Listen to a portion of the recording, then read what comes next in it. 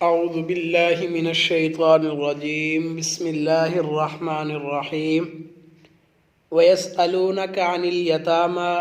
قل إصلاح لهم خير وإن تخالطوهم فإخوانكم والله يعلم المفسد من المصلح ولو شاء الله لأعنتكم إن الله عزيز حكيم صدق الله العظيم وصدق رسوله النبي الكريم ونحن على ذلك لمن الشاهدين والشاكرين والحمد لله رب العالمين۔ سورہ بقرہ آیت نمبر 220، اس کا ترجمہ سماعت فرمائیں۔ وَيَسْأَلُونَكَ عَنِ الْيَتَامَى، اور وہ آپ سے یتیموں کے بارے میں سوال کرتے ہیں۔ قُلْ إِصْلَاحٌ لَهُمْ خَيْرٌ، آپ فرما دیجئے کہ ان کے درمیان اصلاح کرنا بہتر ہے۔ وَإِن تُخَالِطُوهُمْ فَإِخْوَانُكُمْ، پس اگر آپ اپنا خرچہ ان کے ساتھ ملا لو تو وہ تمہارے بھائی ہیں۔ وَاللَّهُ يَعْلَمُ الْمُفْسِدَ مِنَ الْمُصْلِحِ، اور اللہ رب العزت فساد کرنے والے کو بھی جانتے ہیں اور اصلاح کرنے والے کو بھی جانتے ہیں۔ وَلَوْ شَاءَ اللَّهُ لَأَعْنَتَكُمْ، اور اگر اللہ رب العزت چاہتے تو تم کو مشقت میں ڈال دیتے۔ ان اللہ عزیز حکیم، بے شک اللہ غالب ہے، حکمت والا ہے۔ اس آیت کا شان نزول سمجھنے سے پہلے آپ یہ سمجھ لیجئے کہ اللہ رب العزت نے اسی طرح کا مضمون قرآن پاک میں دوسری جگہ بھی نقل کیا ہے۔ حضرت ابن عباس رضی اللہ تعالی عنہما سے نقل کیا گیا ہے کہ جب آیت وَلَا تَقْرَبُوا مَالَ الْيَتِيمِ إِلَّا بِالَّتِي هِيَ أَحْسَنُ، یعنی تم یتیم کے مال کے قریب مت جاؤ مگر احسن طریقے سے، جب یہ آیت نازل ہوئی، اور ایک دوسری آیت جس میں اللہ رب العزت فرماتے ہیں إِنَّ الَّذِينَ يَأْكُلُونَ أَمْوَالَ الْيَتَامَى ظُلْمًا، بے شک وہ لوگ جو یتیموں کا مال ناحق طور پر ظلمًا کھاتے ہیں، یأکلون انما یأکلون فی بطونہم نارا، وہ اپنے پیٹوں میں آگ بھرتے ہیں، آگ کھاتے ہیں وہ۔ جب یہ دو آیات نازل ہوئیں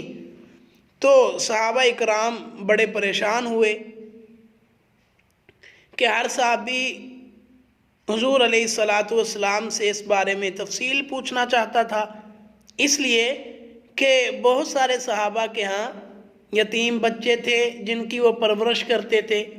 جب یہ آیات نازل ہوئیں کہ یتیموں کا مال ناحق طور پر نہ کھایا جائے، اور پھر تیسری یہ آیت نازل ہوئی کہ وَإِن تُخَالِطُوهُمْ فَإِخْوَانُكُمْ، تو صحابہ اکرام حضور علیہ الصلوۃ کی خدمت میں حاضر ہوئے اور آ کر عرض کرنے لگے کہ یا رسول اللہ صلی اللہ علیہ وسلم، ہم پر اس بارے میں بڑی پریشانی اور بڑی مشقت ہم پر ہو رہی ہے کہ ہمارے پاس یتیم ہوتے ہیں، ہم اگر ان کا الگ کھانا پکائیں، ان کے لیے الگ روٹی بنائیں اور ہم لوگ اپنے لیے الگ کھانا تیار کریں تو اس میں مشقت ہے، کئی طرح سے مشقت ہو سکتی ہے۔ اول تو اگر ایک یتیم بچہ ہے، اس کے لیے آٹا گوندنا، اس کے لیے سالن تیار کرنا اور پھر اپنے بچوں کے لیے الگ تیار کرنا، یہ ایک بہت بڑی ذمہ داری ہے۔ پھر دوسری بات، بچے ہوتے ہیں، کبھی ایک بچہ دوسرے یتیم بچے کی روٹی کھا جائے یا اس کا سالن استعمال کر لے، یا اس طرح بھی حرج اور مشقت ہو سکتا ہے کہ ایک دوسرے کا کھانا آپس میں مل بھی سکتا ہے، اور اگر الگ پکا لیا جائے تو پھر جو یتیم کا کھانا ہے وہ ایک وقت کھائے، دوسرے وقت بچ جائے تو وہ دوسرے وقت کھا لے گا، لیکن بعض دفعہ خراب بھی ہو جاتا ہے۔ تو یہ ساری مشقتیں اور جو اس کی تکالیف تھیں، اس کی مشکلیں تھیں، صحابہ اکرام نے حضور علیہ الصلوۃ کے سامنے جا کر پوری کیفیت بیان کی۔ صحابہ اکرام کی جب اس کیفیت کو سنا تو اللہ رب العزت نے یہ سورہ بقرہ کی آیت نمبر 220 نازل فرمائی کہ صحابہ کرام پریشان ہیں اور آپ کے سامنے انہوں نے پوری کیفیت بیان کی۔ اب وہ مزید یتیموں کے بارے میں آپ سے سوال کرتے ہیں کہ ان کے ساتھ کیسے رہن سہن کیا جائے، ان کے ساتھ کیسے اپنے معاملات کیے جائیں۔ تو اللہ رب العزت فرماتے ہیں قُلْ إِصْلَاحُ لَهُمْ خَيْرٌ، آپ صحابہ کرام سے فرما دیجئے کہ مقصد یہ ان تمام آیات کا، تمام احکامات کا جو یتیموں کے بارے میں نازل ہوئے، مقصد یہ ہے کہ ان کے درمیان ان کی اصلاح مقصود ہے، ان کے مال کی اصلاح مقصود ہے، وہ ضائع نہ ہو، اس کو ناحق طور پر کھایا نہ جائے، مقصد اصلاح ہے۔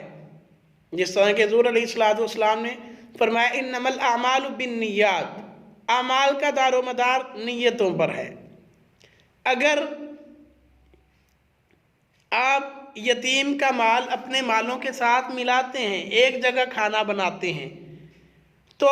کوئی حرج نہیں۔ وَإِن تُخَالِطُوهُمْ، اگر آپ یتیموں کے ساتھ اپنے خرچے کو ملا لیتے ہو، فَإِخْوَانُكُمْ، تو وہ تمہارے بھائی ہیں، اس میں حرج نہیں۔ لیکن یہ سب کرنے کے پیچھے جو نیت ہو وہ اصلاح کی نیت ہو، کہ ان کا مال ضائع نہ ہو۔ ایسی آپ نیت نہ رکھیں کہ چلو ہم نصف اس کا ڈال لیتے ہیں اور آدھے پیسے اس کے ڈال لیتے ہیں، آدھے پیسے اپنے، اور اپنے 4-5 آدمی کھا رہے ہیں، 4-5 لوگ کھانے والے ہیں اور یتیم اکیلا ہے۔ ایسا نہیں ہونا چاہیے، نیت درست ہو، جتنا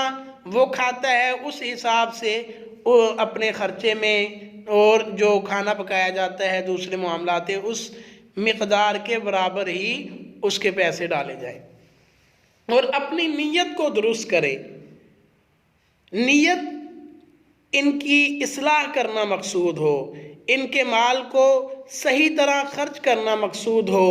بے جا خرچ کرنا، ضائع کرنا، ایسی نیت نہ ہو۔ اللہ رب العزت فرماتے ہیں وَاللَّهُ يَعْلَمُ الْمُفْسِدَ مِنَ الْمُصْلِحِ، کہ اللہ رب العزت جانتا ہے کہ کون فساد کرنے والا ہے اور کون اصلاح کرنے والا ہے۔ اللہ مفسد کو بھی جانتے ہیں اور اللہ مصلح کو بھی جانتے ہیں۔ لہذا ان الذین یأکلون اموال الیتامی ظلما، اگر پھر بھی اس کے باوجود بھی کوئی یتیموں کا مال کھائے کسی طریقے سے ہو، چاہے ناحق طور پر، چاہے ظلماً جبراً، یا اپنی نیت کے خراب کرنے کے ساتھ یتیم کا مال کھائے گا، تو اللہ رب العزت فرماتے ہیں کہ وہ اس کا مال نہیں کھا رہا بلکہ اپنی پیٹ میں جہنم کی آگ بھر رہا ہے، آگ۔ آگے اللہ رب العزت فرماتے ہیں وَلَوْ شَاءَ اللَّهُ لَأَعْنَتَكُمْ، دیکھیں صحابہ اکرام تکالیف میں تھے، مشکل میں تھے، یتیموں کے معاملات کے بارے میں، ان کے لیے کیسے الگ کھانا بنانا، ان کی ساری ترتیب الگ، معاملات الگ، تو یہ ایک بہت مشقت کا کام ہے۔ تو اللہ رب العزت فرماتے ہیں کہ وَلَوْ شَاءَ اللَّهُ لَأَعْنَتَكُمْ، اگر اللہ تعالیٰ چاہتے تو تم کو اسی طرح مشقت میں رکھتے، لیکن اللہ رب العزت نے تمہاری اس مشقت کو ختم کیا اور اس بارے میں نرمی فرمائی اور یتیم کے مال کو اپنے ساتھ ملا کر استعمال کرنے کی اجازت دی۔ اگر اللہ رب العزت تم پر مشقت ہی رکھنا چاہتے تو پھر کوئی ایسا نہیں تھا جو آپ کو اس مشقت سے چھٹکارا اور خلاصی دے سکتا۔ لہذا ان اللہ عزیز حکیم، بے شک اللہ رب العزت غالب ہیں، حکمت والے ہیں۔ اللہ رب العزت کا ہر کام جو ہے وہ حکمت سے خالی نہیں ہوتا، عزیز ہیں، وہ مواخذہ فرمائے تو کوئی اس کی پکڑ سے بچ نہیں سکتا، اور حکیم ہیں، اس کا ہر کام، اللہ رب العزت کے تمام احکامات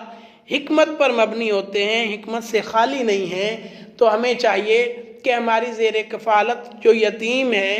ہمیں ان کی اچھے انداز سے تربیت کرنی چاہیے، اچھے انداز سے کفالت کرنا چاہیے، اچھے انداز سے